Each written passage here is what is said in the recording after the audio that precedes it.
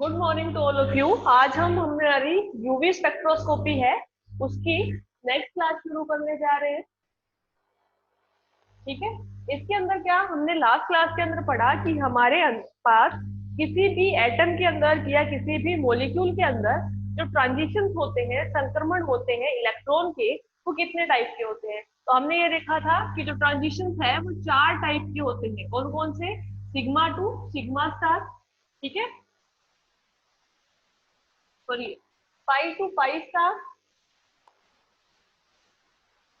Pi to pi star, n to pi star और n to sigma star. ये 4 तरह के ट्रांजिशन पॉसिबल होते हैं किसी भी मॉलिक्यूल के लिए।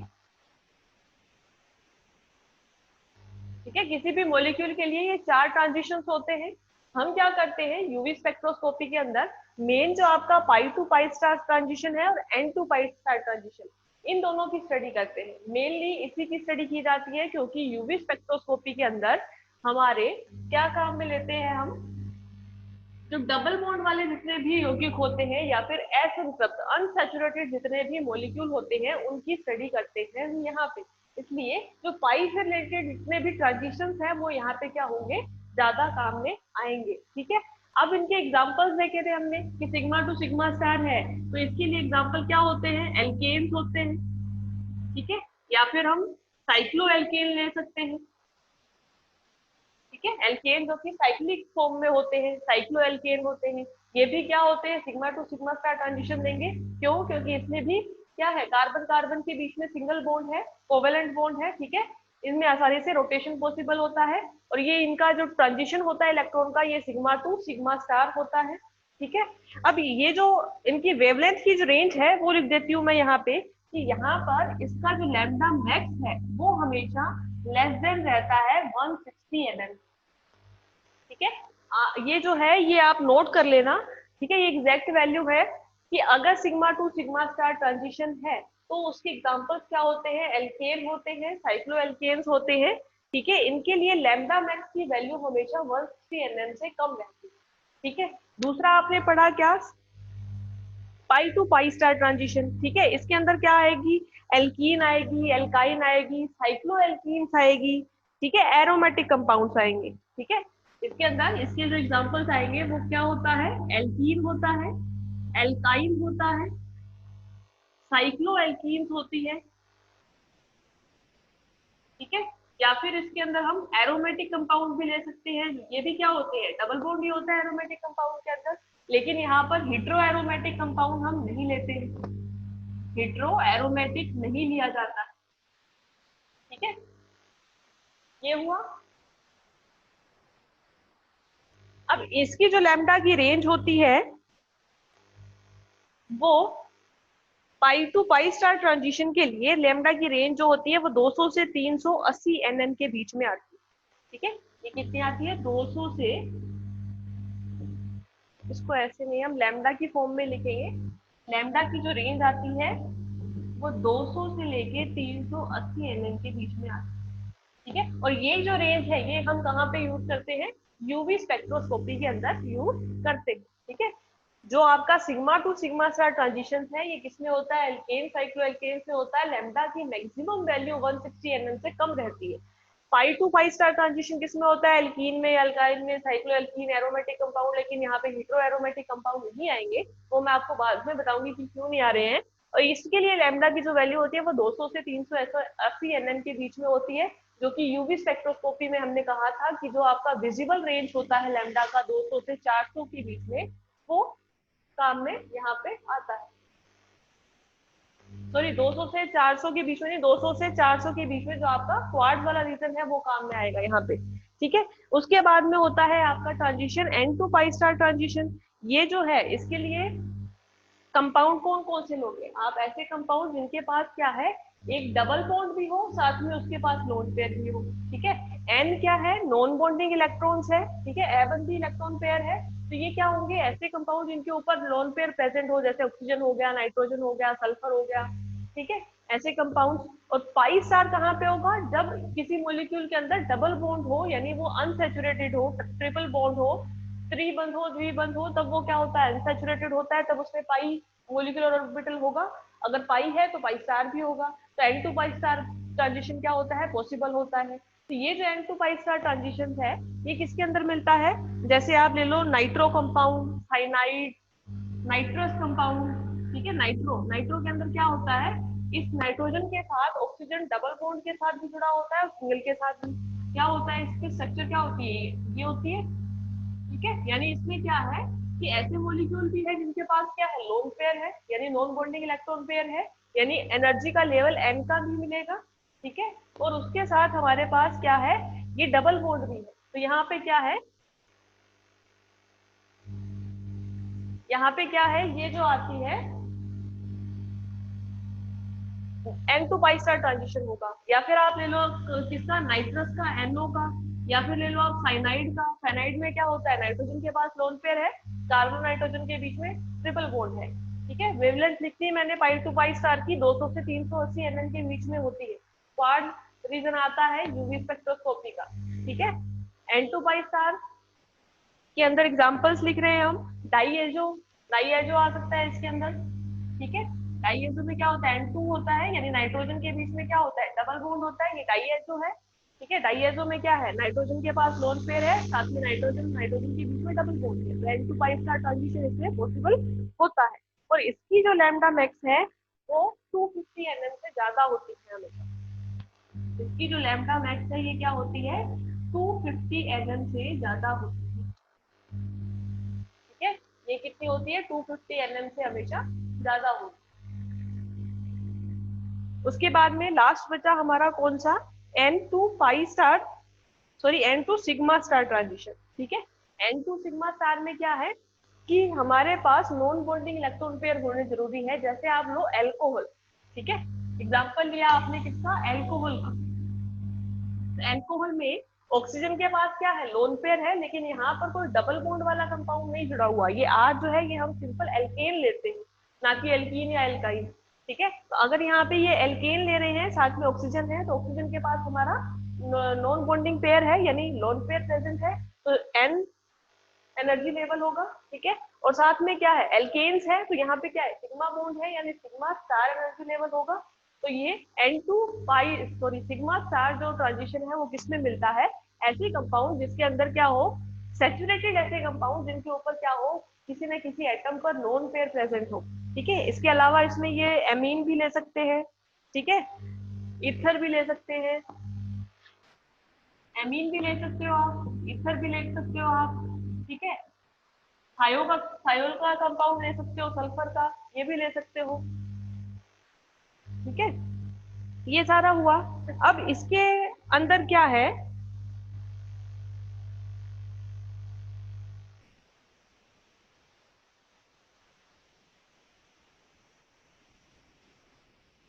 एक मिनट, ठीक है। ये चार आपके क्या हुए, ट्रांजिशंस हुए। इसके लिए क्या हुआ है कि लैम्डा की वैल्यू अप्रोक्सीमेट होती है, एग्जैक्ट नहीं होती है, ठीक है। ये चीज याद रखना, और इनकी वैल्यू से ही कंपैरिजन करके हम पता लगाते हैं कि आपका अननोन कंपाउंड कौन सा है, ठीक है। अब ये तो पढ़ लिया हमने। अब क्या होता है कि ये चार तरह की ट्रांजिशंस हैं, तो इसमें से सबसे ज्यादा एनर्जी का डिफरेंस या एनर्जी का अंतर किसके बीच में होता है, जैसे आपका सिग्मा टू सिग्मा स्टार है, तो इसका जो एनर्जी का डिफरेंस है वो सबसे ज्यादा होता है। एनर्जी का डिफरेंस कैसे बताओगे आप, जैसे आप बनाते हो कि ये आपका क्या है, सिग्मा है, ये energy level, bonding molecular orbital है, बंधी आणविक कक्षक है, इसलिए एनर्जी इसकी कम होगी, और एंटी बॉन्डिंग की यानी सिग्मा स्टार की क्या होगी, ज्यादा होगी। इन दोनों के बीच में क्या होता है, एक डेल्टा ई की वैल्यू होती है, यानी एनर्जी का डिफरेंस होता है, ठीक है। इसी तरह क्या होता है, पाई टू पाई स्टार में भी एनर्जी का डिफरेंस है, इन सब के बीच में एनर्जी का डिफरेंस है, ठीक है। तो ये सबसे ज्यादा एनर्जी का डिफरेंस डेल्टा ई की वैल्यू इन चारों ट्रांजिशन में से किसके बीच में होती है, सिग्मा टू सिग्मा स्टार के बीच में होती है, ठीक है। सबसे ज्यादा जो डेल्टा ई की वैल्यू होती है वो सिग्मा टू सिग्मा स्टार के बीच में होती है,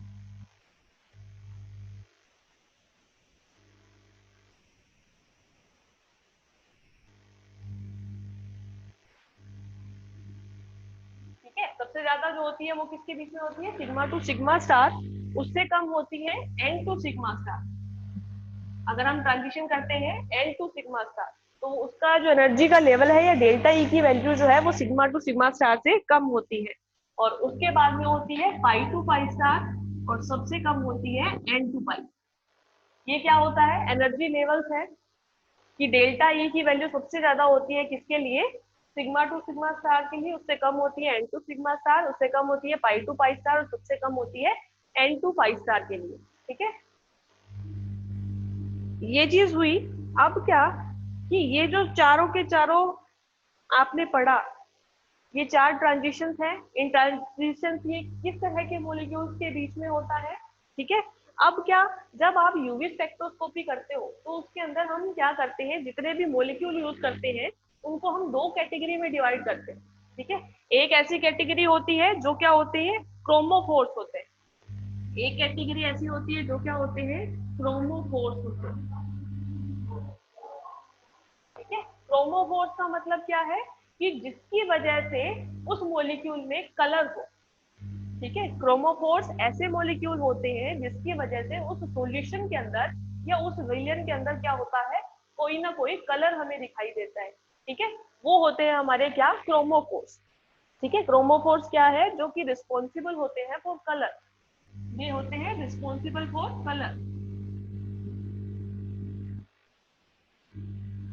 अगर किसी मॉलिक्यूल का कोई कलर हमें दिखाई दे रहा है, यानी वो विजिबल रीजन के अंदर अगर आ रहा है, तो वो जो मॉलिक्यूल है वो हमारे क्रोमोफोर्स कहलाएंगे। ठीक है, अब इसके एग्जाम्पल क्या क्या होंगे कि जो आपके एन टू पाई स्टार है। ठीक है, जो मॉलिक्यूल किसके अंदर आते हैं, n to pi star transition के अंदर आते हैं। ये जो मॉलिक्यूल है जितने भी होंगे ये क्या करेंगे, ये क्रोमोफोर की तरह बिहेव करते हैं, यानी ये अगर मॉलिक्यूल किसी सॉल्यूशन के अंदर प्रेजेंट है तो वो सॉल्यूशन हमें क्या दिखाई देगा, कलरफुल दिखाई देता है। यूवी स्पेक्ट्रोस्कोपी है, उसके अंदर मैंने आपको ये बताया कि एक यूवी रेंज होती है, एक विजिबल रेंज होती है। जो हमें दिखाई देती है वो सिर्फ क्या होती है, विजिबल रेंज होती है। क्यों, क्योंकि विजिबल रेंज ही पूरे ईएम स्पेक्ट्रम में से हम देख सकते हैं, बाकी नहीं दिखाई देती है। ठीक है, तो अगर ये जो एन टू पाई स्टार वाले ट्रांजिशन वाले मॉलिक्यूल प्रेजेंट है सॉल्यूशन के अंदर, तो वो जो सॉल्यूशन होगा वो हमें क्या दिखाई देगा, कलर्ड दिखाई देगा, यानी वो किस में आएगा, विजिबल रेंज के अंदर आ जाएगा। ठीक है, वो किस में आएगा, विजिबल रेंज के अंदर आएगा। अब ये एन टू पाई स्टार के एग्जाम्पल मैंने आपको बताए थे, कौन से होते हैं, जैसे नाइट्रो हो गया, नाइट्रस हो गया। ठीक है, इसके अलावा साइनाइड हो गया, कार्बोक्सिलिक हो गया।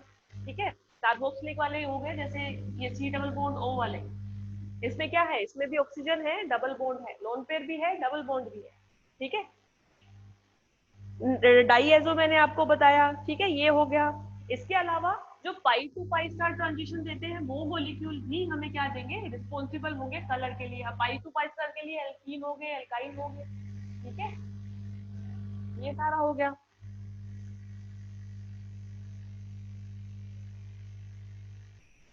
अब एक चीज और कि ये जो एन टू पाई स्टार वाला ट्रांजिशन है, ये हमें, मैंने क्या कहा कि क्रोमोफोर्स है, रिस्पॉन्सिबल है किसके लिए, कलर के लिए, और इसकी जो रेंज आती है ये लगभग विजुअल रीजन के बीच में ही आती है, 400 से 800 के बीच। ठीक है, ये एन टू पाई स्टार जो है वो किसके बीच में आती है, 400 से 800 के बीच में ही आती है। ठीक है, और जो पाई टू पाई स्टार है वो आती है 200 से 380 एमएम के बीच में। तो इसके एग्जांपल्स हम मेन नहीं लेते हैं, जो क्रोमोफोर्स है मेन हमारे वो कौन से होते हैं, एन टू पाई स्टार, जो कि किस में आते हैं, विजिबल रीजन के अंदर। अगर ये विजिबल रीजन में आते हैं तो ये लगभग हमें वेवलेंथ कितनी देंगे, 400 से 800 एमएम के बीच में देते हैं। ठीक है, एक तो एक तरह का क्लासिफिकेशन ये हुआ कि अगर हमारे पास ऐसे मॉलिक्यूल प्रेजेंट है जिसमें n to pi star transition है, पाई टू पाई स्टार को ज्यादा कंसीडर नहीं करते हैं हम, किसको कंसीडर करते हैं, एन टू पाई स्टार को। ठीक है, तो जिसके अंदर n to pi star transition है वो रिस्पॉन्सिबल होते हैं फॉर कलर। क्यों, क्योंकि उसके अंदर क्या होता है, विजिबल रीजन का एरिया होता है 400 से 800 एनएम का। तो ये जो मॉलिक्यूल है ये क्या कहलाते हैं, क्रोमोफोर्स कहलाते हैं। ठीक है, क्या कहलाते हैं, क्रोमोफोर्स कहलाते हैं। और दूसरे तरह के यहाँ पे होते हैं, वो होते हैं ऑक्सोक्रोन्स।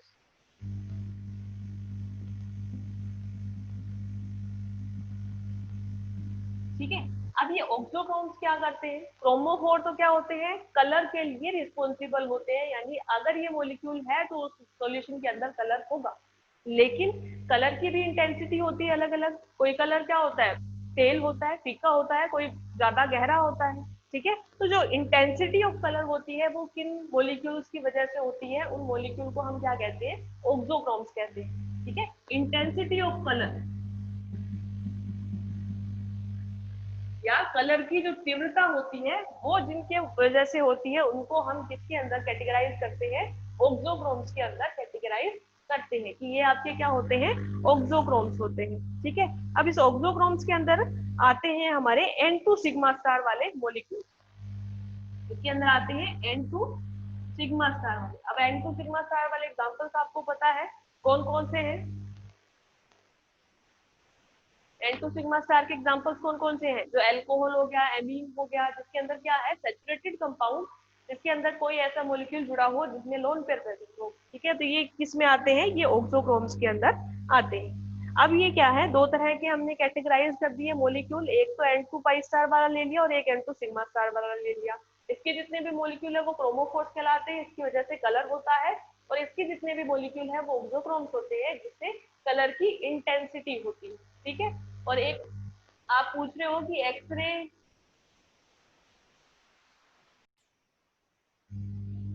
अब ये दो तरह के मॉलिक्यूल्स हो गए। अब एक चीज और आती है कि जब भी हमें ग्राफ मिलता है या फिर हमारा जो ये स्पेक्ट्रम मिलता है यूवी स्पेक्ट्रोस्कोपी के अंदर, वो कैसा मिलता है, हमने देखा था कि हम ग्राफ बनाते हैं किसके बीच में, एब्जॉर्बेंस और लैम्डा के बीच में। ठीक है, हमारा जो ग्राफ बनता है ये किस किस के बीच में बनता है, इधर क्या होता है, लैम्डा होता है, और इधर क्या होता है, एब्जॉर्प्शन होता है। ठीक है, और ये जो यहाँ पर पीक मिलती है ये क्या होता है, ये इंटेंसिटी होती है किसकी, कलर की।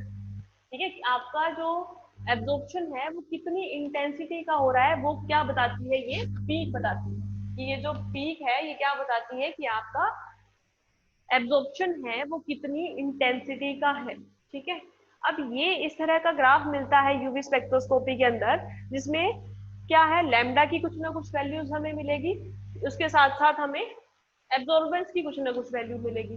ठीक है, अब अगर हम जो अननोन कंपाउंड है उसके अंदर ऑक्सोक्रोम्स डालते हैं या फिर क्रोमोफोर्स डालते हैं, तो उसकी वजह से ये जो आपका ग्राफ है इसमें किस तरह के चेंजेस पॉसिबल होते हैं वो हमें देखने हैं।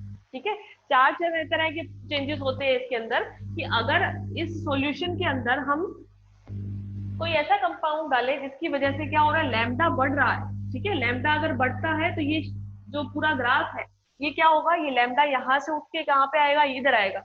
ठीक है, जब लैम्डा बढ़ता है कोई मोलिक्यूल अगर मिलाए इस सॉल्यूशन के अंदर, तो ये जो है ये आपका ये जो रेंज है ये यहाँ से उठ के क्या आ जाएगी, आगे आ जाएगी। ठीक है, तो ये लैम्डा जब भी बढ़ता है तो उसकी वजह से एक शिफ्ट होता है जिसे हम क्या कहते हैं, रेड शिफ्ट कहते हैं। ठीक है, रेड शिफ्ट, या जिसकी वजह से क्या होता है, आपका लैम्डा बढ़ जाता है, इसको हम बाथोक्रोमिक शिफ्ट भी बोलते हैं। ठीक है, अगर हम ऐसा कोई मॉलिक्यूल मिलाए जिसकी वजह से क्या हुआ, लैम्डा बढ़ा। ठीक है, लैम्डा बढ़ा मतलब ये वाली जो एक्स वाली वैल्यू है, एक्स वाली वैल्यू आगे की तरफ बढ़ रही है कोई भी मॉलिक्यूल इसके अंदर मिलाने पर, तो ये जो हमारा शिफ्ट होता है यानी लैम्डा बढ़ रहा है, लैम्डा हमेशा बढ़ के किसकी तरफ जाता है, रेड कलर की तरफ जाता है, क्योंकि रेड कलर का लैम्डा सबसे ज्यादा होता है विजिबल रीजन की अगर हम बात करें तो। ठीक है, तो इसे हम क्या बोलते हैं, रेड शिफ्ट बोलते हैं। ठीक है, या फिर इसको जो नाम दिया जाता है वो होता है बाथोक्रोमिक शिफ्ट। ठीक है, इसको क्या बोला जाता है, बाथोक्रोमिक शिफ्ट बोला जाता है कि अगर किसी सॉल्यूशन के अंदर ऐसे मॉलिक्यूल ऐड किए जाए जिसकी वजह से लैम्डा बढ़ता हो, तो उससे क्या कहते हैं हम, रेड शिफ्ट, उसकी वजह से जो शिफ्ट हुआ इस स्पेक्ट्रम के अंदर उसे हम क्या बोलते हैं, रेड शिफ्ट बोलते हैं या फिर बाथोक्रोमिक शिफ्ट बोलते हैं। ठीक है, दूसरा, अगर ऐसा कोई मॉलिक्यूल मिलाए इसका उल्टा, जिससे क्या होता है, लैम्डा की वैल्यू कम हो जाती है। ठीक है, तो इसका उल्टा मिलाए जिसमें क्या होती है, लैम्डा की वैल्यू कम हो जाती है, तो उसे हम क्या बोलते हैं, हिप्सोक्रोमिक शिफ्ट या ब्लू शिफ्ट। ऐसे कोई मॉलिक्यूल मिलाए जिसकी वजह से क्या हो, लैम्डा कम हो।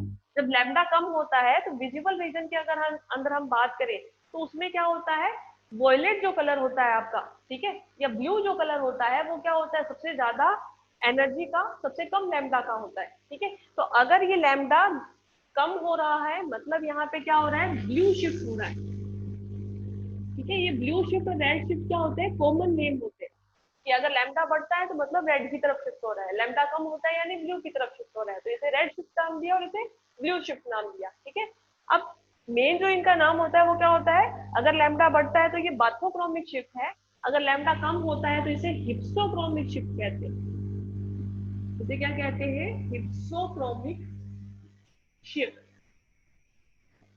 ठीक है। इसको क्या कहते हैं, हिप्सोक्रोमिक शिफ्ट कहते हैं। अगर लैम्डा बढ़ता है तो बाथोक्रोमिक, लैम्डा कम होता है तो हिप्सोक्रोमिक, यानी लैम्डा की वैल्यू कम या ज्यादा हो रही है, ठीक है। दूसरे तरह का इसके अंदर शिफ्ट होता है कि अगर आपकी ये जो इंटेंसिटी है एब्जॉर्बेंस की, यानी पीक जो है वो ऊपर जा रही है या नीचे जा रही है, यानी इंटेंसिटी जो है एब्जॉर्प्शन की वो बढ़ रही है या कम हो रही है, उसकी वजह से जो शिफ्ट आते हैं वो भी दो तरह के होते हैं। वो भी क्या होते हैं, दो तरह के होते हैं। एक तो आपका होता है हाइपरक्रोमिक और एक होता है जो नीचे की तरफ आएगा वो होगा हाइपोक्रोमिक, ठीक है। हाइपरक्रोमिक का मतलब जहां पर ये कलर की इंटेंसिटी बताता है, जब कलर की इंटेंसिटी बढ़ती है तो उसे कहते हैं हाइपर, हाइपरक्रोमिक यानी कलर बढ़ रहा है, ठीक है। और कलर की इंटेंसिटी जब कम हो रही है तो हाइपो, कम के लिए हम कौन सा वर्ड यूज करते हैं, हाइपो। तो ये होती है हमारी हाइपो क्रोमिक शिफ्ट, ठीक है। और ये होती है हमारी हाइपर क्रोमिक शिफ्ट,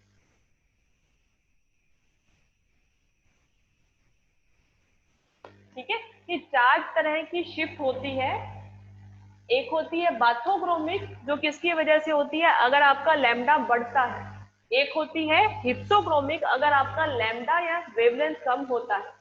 एक होती है हाइपरक्रोमिक अगर आपकी इंटेंसिटी कलर की बढ़ रही है। अगर इंटेंसिटी कलर की कम हो रही है तो वो होता है हाइपोक्रोमिक। चार तरह के शिफ्ट पॉसिबल होते हैं इस यूवी स्पेक्ट्रोमेट्री से जो हमें स्पेक्ट्रम मिलता है उसमें, ठीक है। अब ये चार तरह की शिफ्ट किस तरह के मोलिक्यूल हमें देते हैं, जैसे आपने ये पढ़ा कि ऑक्सोक्रोम्स क्या होते हैं, क्रोमोफोर्स क्या होते हैं, ठीक है। तो क्रोमोफोर्स के अंदर तो हम N2 पाई स्टार वाले मोलिक्यूल्स रखते हैं और ऑक्सोक्रोम्स के अंदर हम N2 सिग्मा स्टार वाले मोलिक्यूल रखते हैं। उसी तरह हम क्या देखेंगे कि इन सारी शिफ्ट के अंदर कौन कौन से तरह के मोलिक्यूल आएंगे, कि कौन सा मोलिक्यूल हमें हाइपरक्रोमिक शिफ्ट देगा, कौन सा मोलिक्यूल हमें हाइपोक्रोमिक शिफ्ट देगा, कौन सा हमें बाइपोक्रोमिक देगा, कौन सा हमें हिप्सोक्रोमिक देगा, ठीक है। ये चीज हमें देखनी है। जैसे आप पहले देखो रेड शिफ्ट है, रेड शिफ्ट का मतलब क्या है कि हमें लैम्डा हमारा बढ़ रहा है, किसी अननोन कंपाउंड को मिलाने से क्या हो रहा है, लैम्डा बढ़ रहा है, ठीक है। तो लैम्डा अगर बढ़ रहा है तो इसमें क्या होगा, जैसे आप एक एग्जांपल ले लो कि हमने एक बेंजीन ली, बेंजीन के लिए लैम्डा मैक्स की वैल्यू होती है 254, ठीक है। बाथोक्रोमिक शिफ्ट के लिए देख रहे हैं हम कि मान लिया हमने क्या लिया, बेंजीन ले लिया, बेंजीन के लिए लैम्डा मैक्स की वैल्यू होती है 254, ठीक है। ये आपकी क्या है, बेंजीन रिंग है, ठीक। अब इसके ऊपर हमने क्या किया, इसके ऊपर हमने ऐड कर दिया एक एमीन समूह, ठीक है। एक क्या जोड़ दिया इसके ऊपर, एमीन समूह जोड़ दिया, तो इसकी वजह से क्या हुआ, हमारा जो लैम्डा की वैल्यू है वो कितनी हो गई, 280 हो गई। यहाँ पे लैम्डा मैक्स की वैल्यू कितनी हो गई, 280 nm हो गई, ठीक है। हमने क्या कर दिया, एमीन ग्रुप जोड़ा, एमीन ग्रुप में क्या है, नाइट्रोजन के पास लोन पेयर है तो नॉन बॉन्डिंग एनर्जी लेवल आ जाएगा, तो उसकी वजह से क्या हो रहा है, लैम्डा बढ़ रहा है। अगर लैम्डा बढ़ता है तो वो हमें कौन सा शिफ्ट देगा, रेड शिफ्ट देगा, और रेड शिफ्ट को हम क्या बोलते हैं, बाथोक्रोमिक शिफ्ट बोलते हैं। तो किसकी वजह से हुआ ये, कि जब हमने यहाँ पर नॉन बॉन्डिंग पेयर वाले एक मोलिक्यूल को जोड़ दिया किसके ऊपर, बेंजीन रिंग के ऊपर, ठीक है। तो यहाँ पे ये क्या हो रहा है,